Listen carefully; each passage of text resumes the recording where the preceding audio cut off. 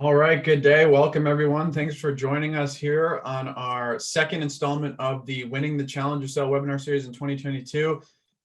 Today's episode is all about social selling, and we've got someone here today who's experimented a lot with this topic recently and has some really great lessons to learn based on that experience, both good and bad. And that would, of course, be my fabulous co-host, Jen Allen. And for those of you who are connected with Jen Allen on LinkedIn, you know what I mean, right? So she's super active. She's got a lot of great content out there, a lot of good stuff to share. So excited to really just showcase her perspective primarily here in terms of what works and what doesn't. As you can see here, we're starting off the conversation. A poll just popped up. We'd love your perspective just to get a sense for how much social selling is actually happening out there right now with folks on the line. So take a second to pull that up. We'll leave it up for a few minutes. But as we get into this, I just want to set the expectation, right? Today's webinar is all about kind of breaking down and trying to organize a social selling strategy into tactical tips and recommendations, right? Our aim is always to be super actionable in terms of the insights and the tips and the tricks we share. The stuff we're about to walk you through today, I think, is perhaps the most actionable content we've ever put out. And so we're really excited about it. And if you're looking at this and saying, hey, I don't do any social selling, I don't even know where to start, this is the perfect conversation for you. So what I'll do here is I'll quickly close out the poll. Let's just see where we're at.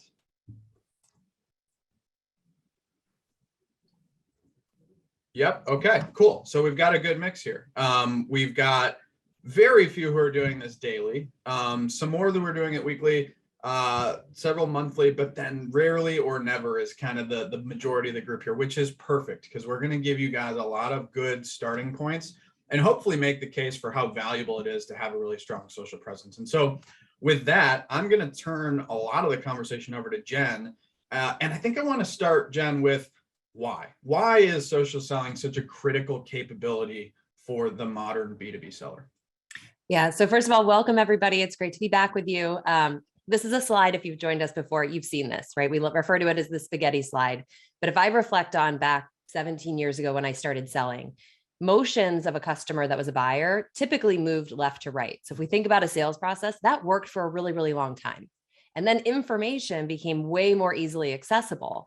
And so what started happening, this motion of left to right started getting triggered by all of these out clauses over here. So when I'm identifying the problem, it's not as easy as saying, I've got a problem, now I'm going to move to the next stage. You can see here that people are out there learning, trying to form an opinion before they ever call us. And in fact, if you actually look at the amount of time that buying groups spend with sellers, some of you may have seen this before too, it's really, really minimal, right? So in a buying group who is engaged in a buying process, 17% of their time is spent with suppliers.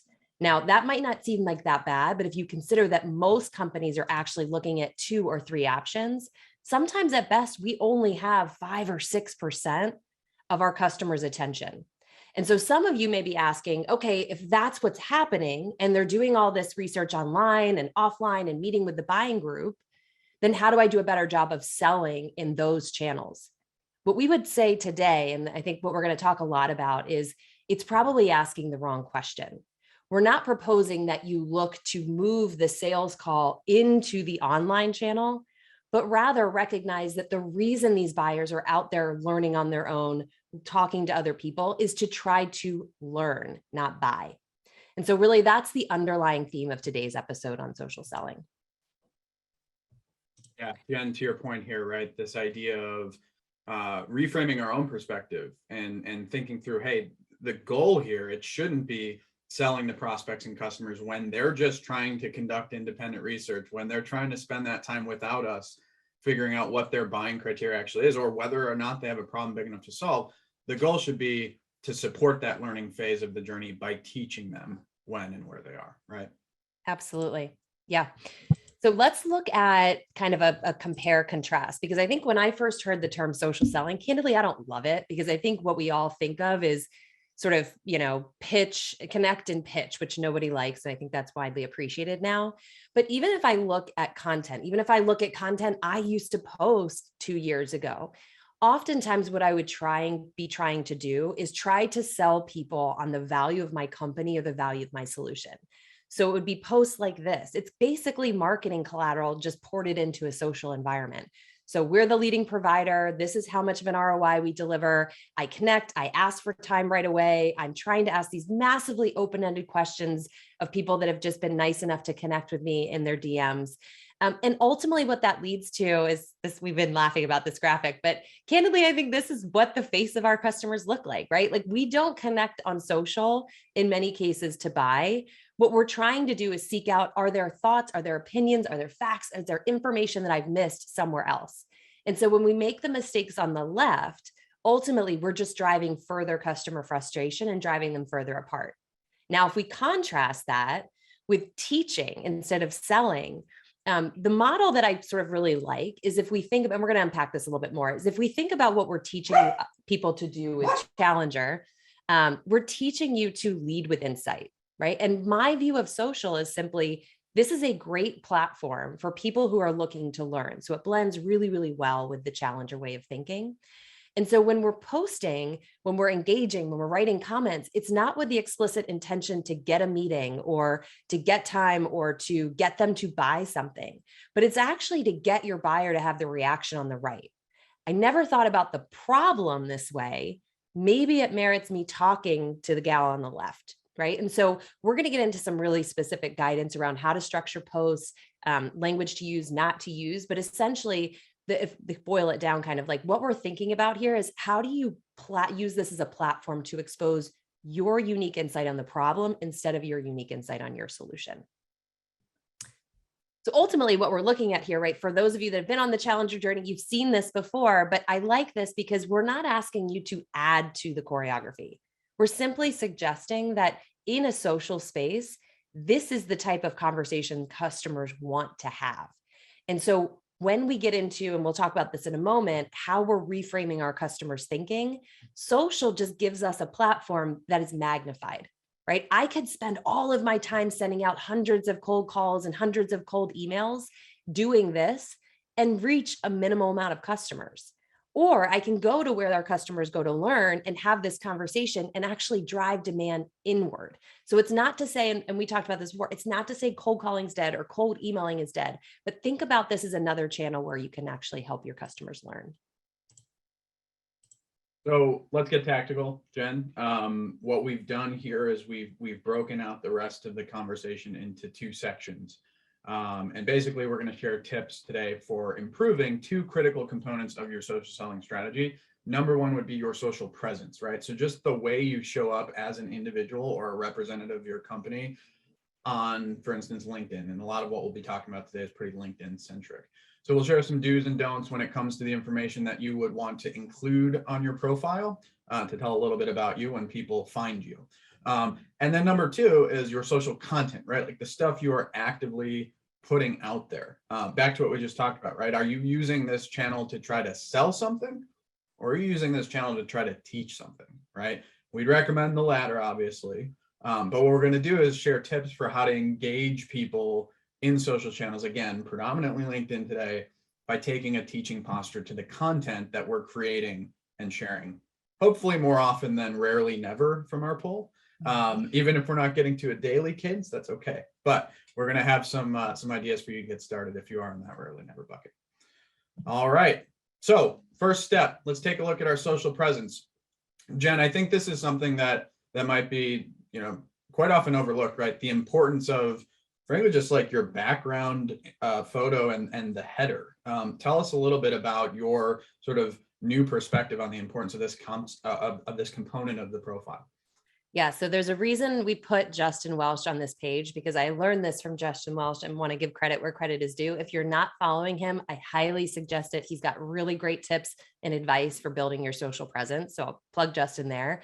But one of the things I learned when I was out there trying to just get a better idea of what to do, what not to do in social, is he made a really excellent point. And he said, when you have a connection request from someone, the first thing you probably do is you look at their title. The second thing you do is you click into their profile. And very rarely are we scrolling down.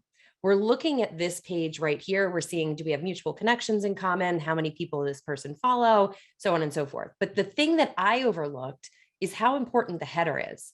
And the comments that he shared was the header is almost like, think of it as your commercial. Oftentimes it's like we've got this like boring slide or picture or something that's nothing to do with us. His comments were, this is basically where you want to direct people to go to learn more about you. So if you don't have your company website in here, that's a missed opportunity to lead people back. If you have a podcast, if you have anything you want people to direct to, put it here, but then also put that narrative around what is it that you help people do? Not what you do or what your company does, but how do you help the buyer or the potential buyer of your solution? And what is your perspective on how you do it? So I love this. This is one of the quick fix things I think we can all make today is go to our header and see, are we actually effectively selling this as a commercial?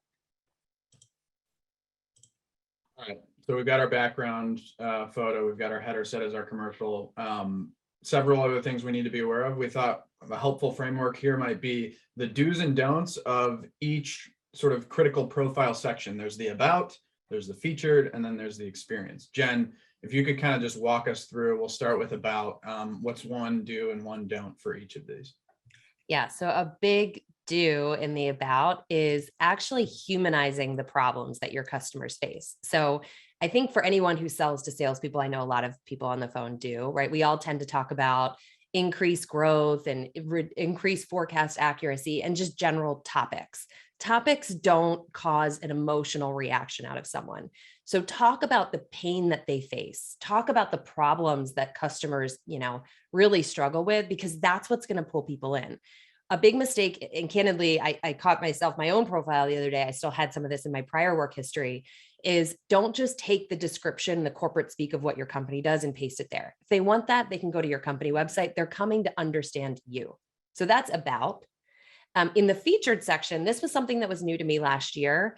Some of you may already have done this, but you can actually click content or podcasts or posts that you've made, and it'll appear as kind of like a highlight reel at the top of your profile. Now, what I would say is, especially if you are an SDR or an AER or an AE with less experience, I think there is sometimes an unfair bias where we assume if we accept a connection request from a salesperson, they're just going to try to pitch us. And I do believe that some customers just cancel those out. I think one way to mitigate that is by actually showcasing some of the thoughtful content that you have posted around customer problems. And my take on that is, I think when you do this, you show the customer, I'm not just someone who's going to connect and pitch. I'm someone who's actively sharing content that's helpful. I'm seeking to learn. And I think it just allows you to show up differently. Definitely don't leave it empty. That's a really easy don't. And then in terms of experience, this is another place where I still have been making corrections on my profile. We tend to talk about, especially when we're in sales, like I crushed quota, I got 190%, I sold this much money. And like, I get it. I had that stuff in my profile too. And sometimes when we're actually job seeking, I don't think that's necessarily a bad thing because it's demonstrating your record of performance. But if we're not job seeking and we're actually trying to attract customers to learn from us, I think the key thing here is, what would the customer care about in terms of what you do? How do you help them? What are the things that the problems that they face and have to address? Because that's what they're evaluating. Is this person going to help me in my learning journey or not? So that's a really important one to just remember, right? As we think about like social media in our personal lives, like, let's all be honest, it's all about sharing all the great, cool, amazing things we're doing and making other people jealous. Don't let that bleed into your professional social selling strategy on LinkedIn, where it's all about all the great things you're doing as a high performing individual contributor, right? Like, again, it's all about the customer problems you're solving, not about the amazing 5-year run you've had at 120+% quota, right? So really good stuff there. We're going to shift gears. We're going to spend more time on this one, right? So social content, I think this is where we see the most sort of variability. And I think we've got a lot of really good tactical stuff to share in this section.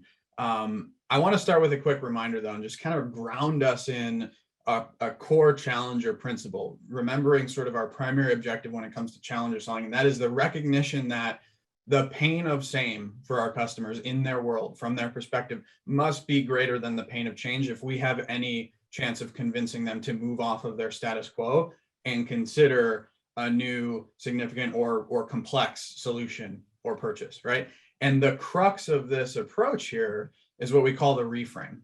Now, this may be old hat for many folks in the line here, but we actually recently developed a little bit of a simplified template that you can use to kind of help ensure that you're putting together pitches, messages, and yes, simple social posts that start with a reframe in mind and are leading with customer problems and insights.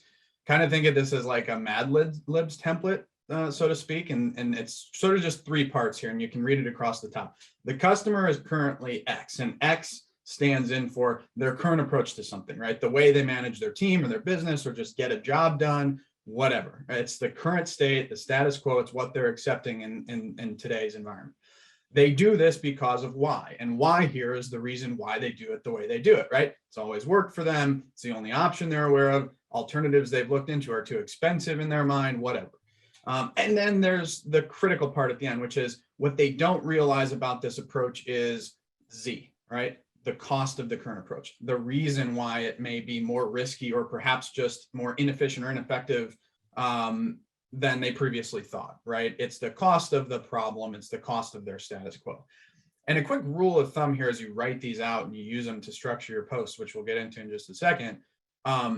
These strong reframe, like the core of a challenger insight or a challenger message here, it's got to meet 3 bars. We call them the 3 S's. This reframe's got to be surprising, meaning a customer actually is overlooking or completely missing this.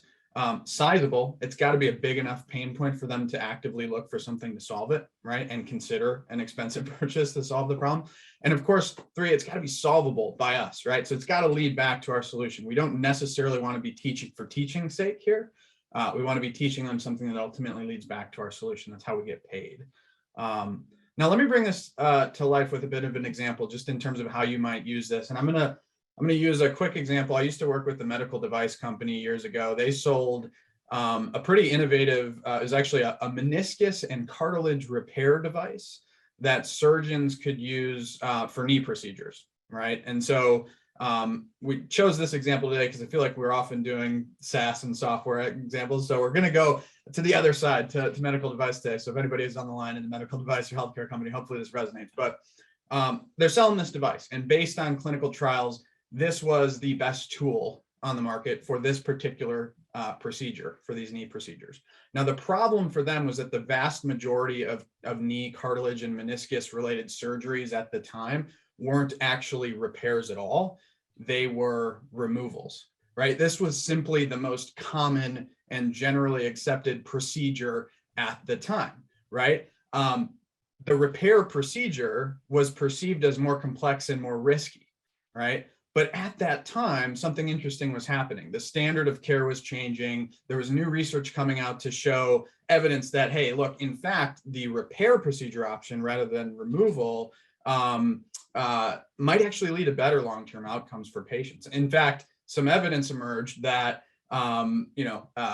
actually from a removal perspective, right, like while the recovery time in the near term might be a little bit longer, what they found was, and you can see it in the Z statement here, surgeons don't realize that removal may be simpler and a quicker recovery, but patients who undergo removal are more likely to require full knee replacement just a few years later. Now, that was a pretty mind-blowing insight, right? What we've done here is this was a message that they used for their entire commercial strategy to make sure that they were changing behaviors and reframing status quo.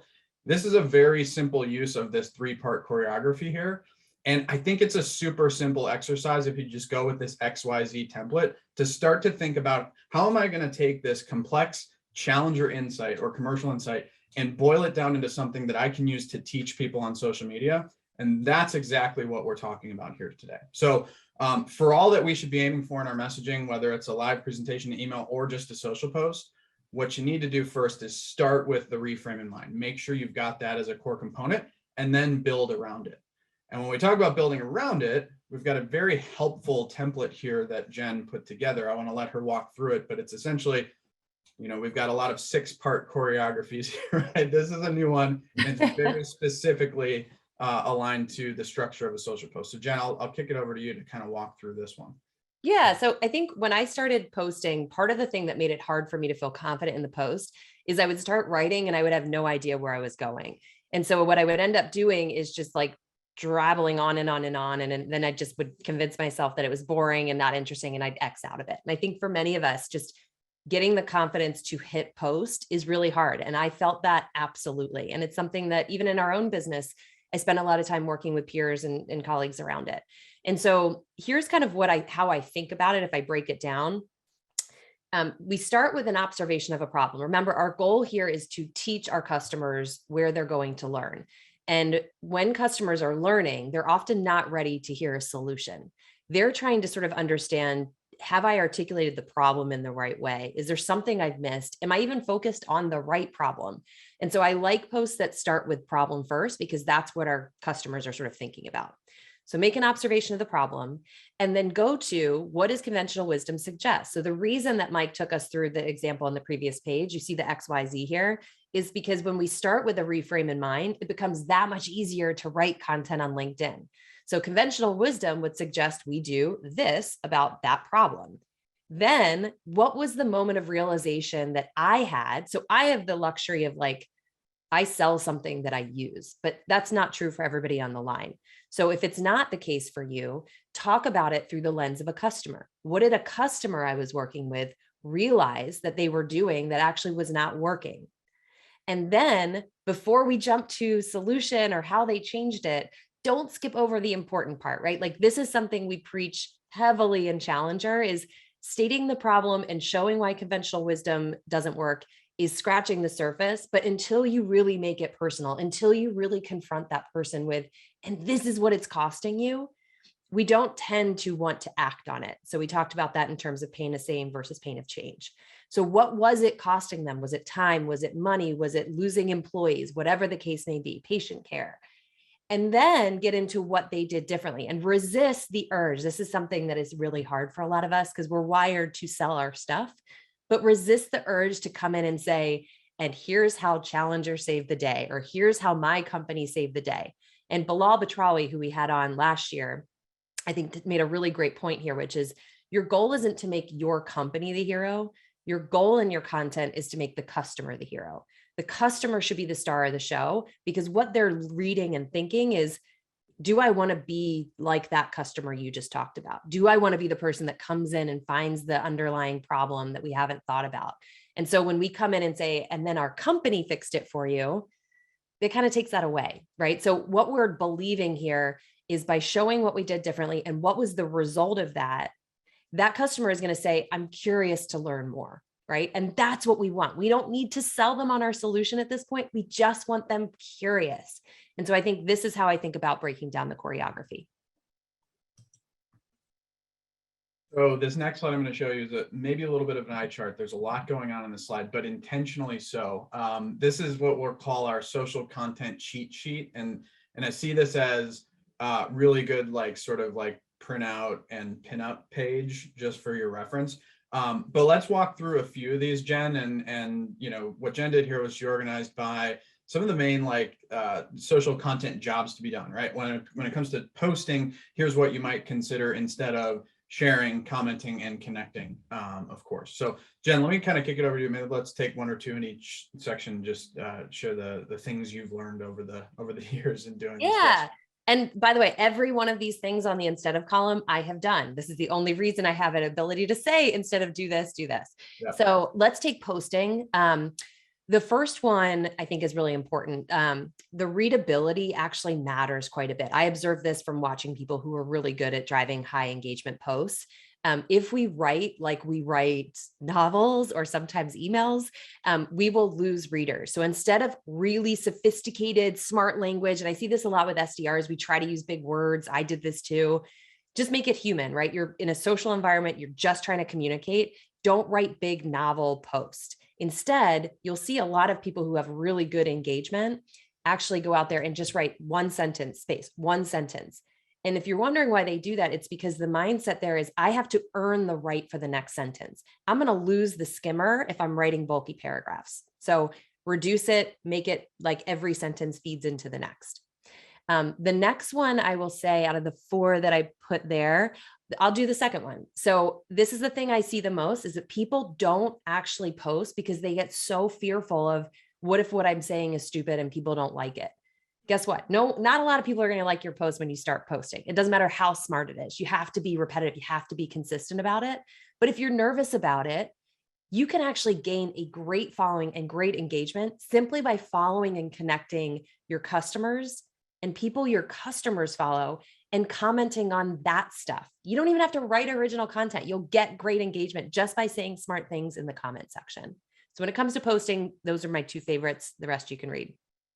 So can I stop you before the sharing one? Please. Because Yes. I opened and closed a poll, and I think it's a good tee up Yes. for the next one. It looks like about 60% of the audience, when we ask when you do post on LinkedIn, what do you post about? 60% of the audience here is leaning towards sharing company or employer provided content. Again, not a bad thing, I don't think, on its own, but what's your advice here in terms of always posting your company's content versus other options? Yes. So company content tends to be, in many cases, with the exception of some companies like Gong, I think does a nice job of this, Refine Labs does a really good job of this, but often company content is basically marketing content. And if people want marketing content, they will go to our websites. So I'm not saying, hey, you are forbidden from posting your company's content, but if you're just saying we're at trade show booth this, and we've got this webinar coming up, that's not really what people are looking to learn. That's the solution sell type stuff. So if you are posting about something your company wrote, write your own take on it. Don't just hit share, because when you actually hit share, it minimizes the likelihood your content will appear in your feed. And actually, that's kind of point two there, sharing others' posts. While I am always so flattered when people do this, I always cringe because when you click share, LinkedIn recognizes as non-original content. And so you actually won't get a great engagement on that. So instead, what I do is, like, I'm a big fan, everybody knows, of Josh Braun. If I see something I like and I want to promote that to my network, I'll write, here's what I loved about Josh Braun's post. I'll tag him, and then I'll basically say, here's my takeaway from it. So don't stop yourself from, like, reinforcing others' content, but just don't use the share button. And then just with time, commenting, I'll just touch on this quickly. A lot of times you can see stuff in your feed that speaks negatively about your company, and it's very triggering at times to want to respond to it. It's not productive. If you really want to have the conversation, put it to DM and seek to understand. Don't seek to change opinion. And then connecting. I do want to spend a little bit of time here, because I always felt, and something that prohibited me from growing my network was that I had to write like a super tailored, customized request every time I submit a connection request. If you actually make your profile your commercial, as we talked about before, it reduces the need to go so hard at the connection request invites. However, if you are an SDR, if you are an AE, you don't have as much experience, what I would say is write something in there that compliments them, not fake complimenting, but essentially connect and say, hey, I saw you on this podcast, or hey, I saw the comment you made here and I thought it was really interesting. Show that you're looking to learn, not that you're looking to connect and pitch. So just a kind of simple cheat sheet to think through. Fantastic. I know we just have a couple minutes, but there are some really good comments and questions coming in around like heavily regulated industries, right? Healthcare, medical device, higher ed. In some cases, you are prohibited from sharing your own maybe original perspective or thoughts on a particular subject. One thought would be like, yeah, in some industries or categories, we may not be able to do as much sort of original content creation and sharing as we'd like. But are there sort of third-party white papers, research briefs, interesting data that is sanctioned that we could essentially call attention to and say, hey, really interesting perspective for, XYZ clinicians out there who are focused on a particular sort of patient outcome or problem right now. So I think there are ways to look at this cheat sheet and say, I might not be able to do as much like original content creation and sharing, but I can potentially like bring light to certain issues that are fully sanctioned, and that would support ultimately the thing that we're trying to solve in the market with our products and solutions. Absolutely. So quickly, and again, we're going to hang on and answer additional questions for as long as folks can once we wrap up here in 2 minutes. But I think one more page to leave us with, one more sort of checklist. Jen, if I'm not doing any of this right now, like how do I even get started? Yeah. So I think step one is just update your profile. That will help make everything else you do more effective. And we gave guidance on that earlier.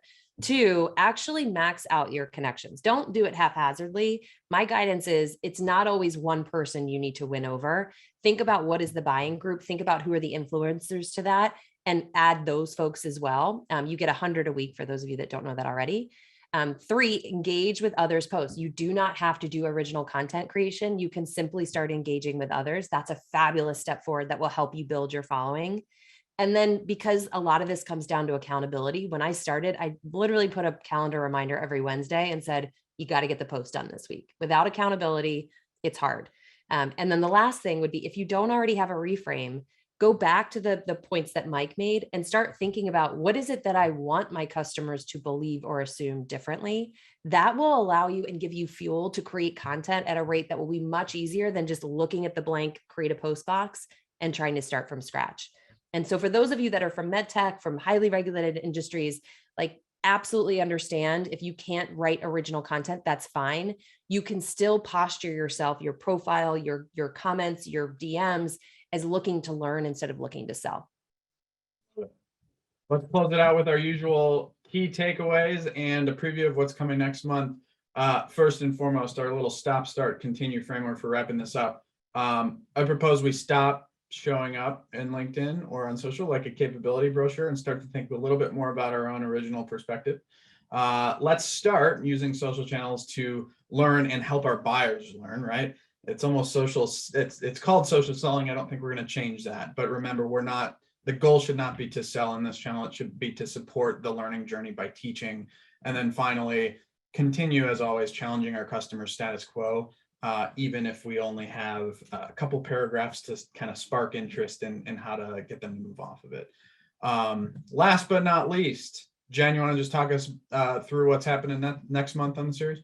Yeah. So this is a really fun topic. Another one we're really passionate about is email pitfalls to avoid. So we talked a lot about content today. You'll see some of those same themes come true in next month's comments around how do we write emails that support the buyer's learning journey instead of just content that supports us selling our stuff. So we're excited to have you back for that one.